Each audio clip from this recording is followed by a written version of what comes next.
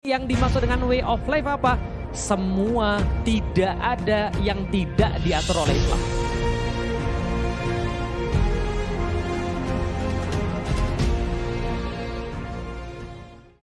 Ternyata Islam itu bukan quote and quote agama. Seperti yang kita tahu. Jangan dipotong sampai di sini ya, nanti rame di sosial media gitu kan ya. Quote and quote bukan agama. Kenapa? Karena quote and quote agama yang saya bilang tadi, itu adalah cara orang menyebut tentang aturan-aturan ritual atau spiritual. Paham ya? Jadi contoh, ketika ada orang nanya, kamu beragama atau tidak? Maksudnya adalah kamu sholat atau tidak? Kamu haji atau tidak? Kamu baca Quran atau tidak? Ritual semuanya.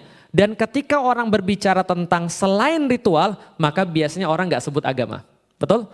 Ternyata Islam itu bukan hanya agama yang dipahami seperti di Indonesia. Seperti ada agama Buddha, agama Hindu, agama Kristen Katolik, agama Kristen Protestan, dan agama Islam. Ada 5 agama, 6 sekarang agama Konghucu misalnya. Nah ternyata bukan hanya agama, tapi Islam adalah sebuah sistem pemikiran yang komprehensif. Jadi Islam itu adalah cara pandang, Islam itu kacamata. Jadi kalau Anda punya kacamata merah, semua itu jadi merah. Kalau kacamata Anda hijau, semua jadi hijau. Kalau kacamata Anda hitam, semua itu jadi hitam. Kok gelap banget ya, ini kayaknya mendung terus, lepas dulu kacamatanya mas. Oh iya baru kelihatan, itu kacamata. Islam adalah way of life. Atau dalam pandangan zaman sekarang disebut dengan ideologi. Paham ya? Jadi kalau orang sebut dengan ideologi, ideologi artinya way of life. Maka orang yang punya ideologi Islam berbeda dengan orang yang punya ideologi kapitalis. Berbeda lagi dengan orang yang punya ideologi sosialis. Dan perbedaannya sangat tajam sekali.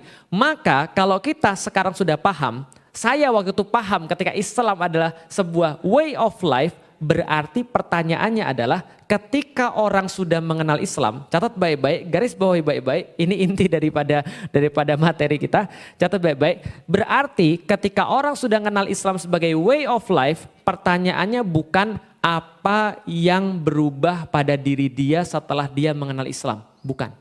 Jadi pertanyaannya sekali lagi, bukan apa yang berubah pada diri dia setelah dia mengenal Islam. Tapi pertanyaannya lebih tepatnya adalah apa yang tidak berubah pada diri dia setelah dia mengenal Islam. Paham maksudnya? Paham ya? Jadi ketika dia paham Islam adalah sebagai way of life, harusnya semuanya berubah. Jadi lebih tepat pertanyaannya adalah, dia itu yang gak berubah apa sih? Kenapa? Karena semuanya berubah. Tapi kalau orang paham Islam cuma sekedar agama, maka pertanyaannya boleh. Apa yang berubah dari dia setelah dia masuk Islam? Oh, kemarin dia nggak makan babi. Kemarin dia makan babi. Sekarang dia nggak makan babi. Kemarin dia masih makan anjing. Sekarang dia makannya kodok, sama aja. Makan anjing. Sekarang dia makannya ayam misalnya. Oh, kemarin dia berzina. Sekarang dia tidak berzina misalnya. Karena semuanya dipahami sebagai ritual. Kemarin dia nggak sholat. Sekarang dia sholat. Kemarin dia nggak pernah mandi wajib. Sekarang dia mandi wajib. Itu tok. Kalau Islam yang dipahami cuma sekedar ritual. Tapi Islam yang saya maksud, yang saya temukan ketika saya belajar tentang Islam di kuliah. Oh ternyata Islam ini way of life. Ini yang dimaksud dengan way of life apa? Semua, tidak ada yang tidak diatur oleh Islam. Ngeri kan? Semua itu tidak ada yang tidak diatur oleh Islam. Berarti semua kehidupan saya itu harus saya ganti. Gitu kan ya. Mulai dari masuk WC saya diatur. Masuk WC kaki. Awas loh, jawab kanan itu kan. Masuk WC kaki kiri, makan tangan kanan. Lalu kemudian pakai baju tangan kanan duluan, pakai sendal tangan mana dulu? Tangan kaki mana duluan? Kaki kanan. Segala macam yang baik-baik diatur dengan menggunakan yang kanan.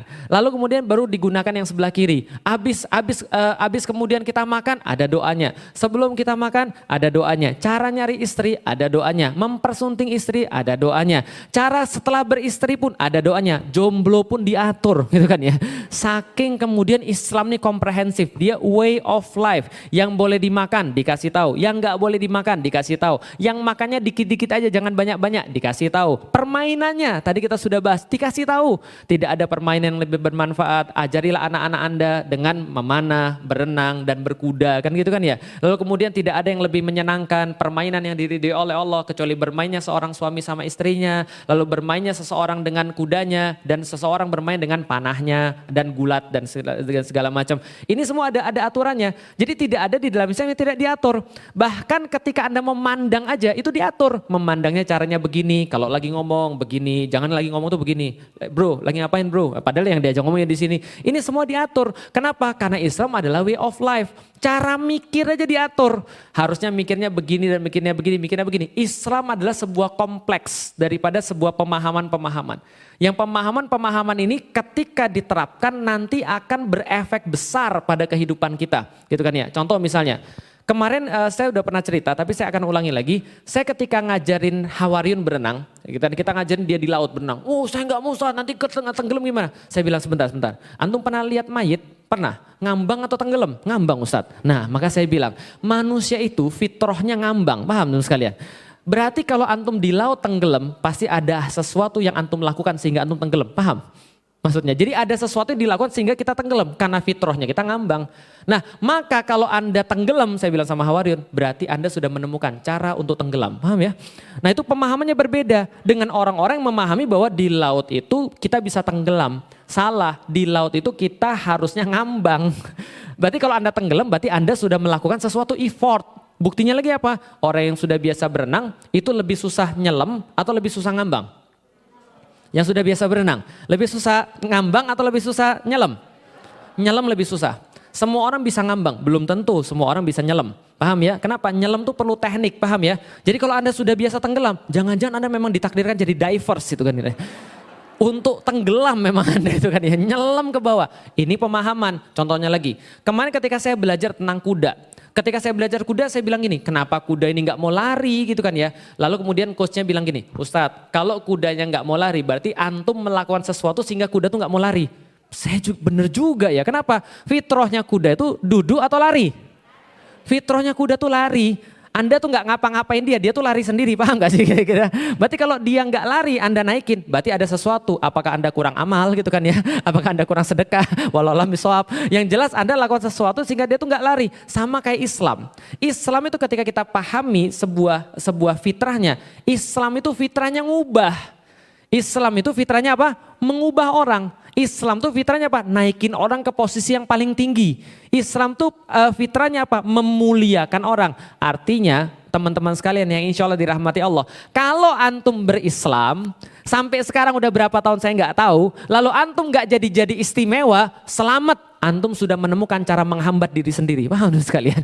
Karena Islam tuh kalau diikutin aja, Anda nggak perlu effort ya. Anda nggak perlu effort. Islam tuh diikutin aja, Anda jadi tinggi. Anda jadi hebat, Anda jadi luar biasa. Jadi ketika ada orang nanya pada saya, Ustadz gimana sih belajarnya bisa jadi kayak gini? Saya bilang gini, orang tuh ada beberapa tipe. Satu, tipe manusia biasa kayak saya. Dua, tipe orang-orang jenius kayak Ustadz Adi Hidayat, paham ya? Nah itu bukan manusia, jadi nggak usah dihitung gitu kan ya. Nah saya cuma bahas orang yang manusia normal. Manusia normal tuh kayak saya. Artinya saya itu normal, Anda lihat saya tuh kayak istimewa padahal saya tuh normal. Saya tuh no effort loh masuk Islam. Paham gak sih maksud saya? Saya cuma ngikutin aja Islam, udah ikutin aja. Karena Islam fitrahnya itu mengubah. Islam tuh fitrahnya menjadikan seseorang tuh lebih daripada yang lain. Islam tuh secara fitrah menjadikan Anda lebih mulia daripada yang lain. Gimana enggak? Orang lain gak mikirin akhirat, antum disuruh mikirin. Betul enggak? Orang lain disuruh gak usah mikirin surga neraka, antum disuruh mikirin. Orang lain aturannya cuma dikit, antum aturannya banyak. Secara fitrah, kalau antum ikutin Islam, antum pasti jadi istimewa. Paham ya? Kenapa? Karena saya sudah mulai. Kalau orang memahami Islam secara benar, yaitu Islam adalah sebagai way of life. Islam bukan sekedar agama. Karena kalau kita sudah berpikir Islam sebagai way of life, maka fitrahnya atau kewajaran daripada way of life dia mengubah. Paham maksud saya? Maka tadi saya bilang kan, kalau dia sudah menjadikan way of life berarti pertanyaannya bukan yang mana yang berubah dari hidup dia. Tapi pertanyaannya adalah yang mana yang gak berubah dalam hidup dia? Orang omongannya sudah berubah, cara pikirnya sudah berubah, yang didengar semuanya berubah, yang dilakukan semuanya berubah, kebiasaannya semuanya berubah. Lantas kehidupannya gimana gak berubah? Gak mungkin.